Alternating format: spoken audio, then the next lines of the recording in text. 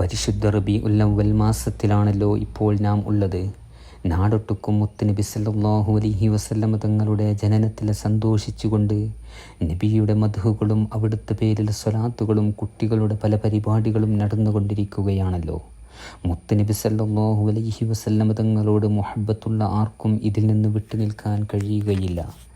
എന്നാൽ എല്ലാ ആഘോഷങ്ങളും ഇസ്ലാമിൻ്റെ ചട്ടക്കൂടിൽ നിന്നുകൊണ്ടാകണം. ആഘോഷങ്ങൾ ഒരിക്കലും ആഭാസങ്ങളാകാൻ പാടില്ല. നബി സല്ലല്ലാഹു അലൈഹി വസല്ലം തങ്ങളുടെ ജന്മദിനത്തിൽ ലോകം മൊത്തം ആനന്ദത്തിലാണ്. നബി സല്ലല്ലാഹു അലൈഹി വസല്ലം തങ്ങളുടെ ജന്മദിനത്തിൽ പാടുകയും പറയുകയും എഴുതുകയും ചെയ്യണം. അത് നബി സല്ലല്ലാഹു അലൈഹി വസല്ലം തങ്ങളോടുള്ള മുഹബ്ബത്തിൻ്റെ ഭാഗമാണ്.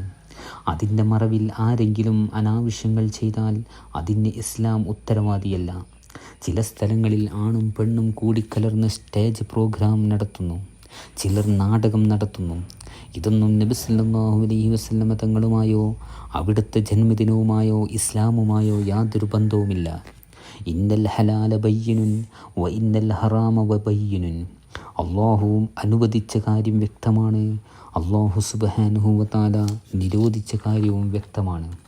മുഅ്മിനീങ്ങളായ ആളുകൾക്ക് നബി സല്ലല്ലാഹു അലൈഹി വസല്ലമ തങ്ങൾ സ്വന്തത്തെക്കാൾ കടപ്പാടുള്ള നേതൃത്വമാണ്. എനിക്ക് എന്നെക്കാൾ ബന്ധം മുത്തുനബി സല്ലല്ലാഹു അലൈഹി വസല്ലമ തങ്ങളോട് വേണം.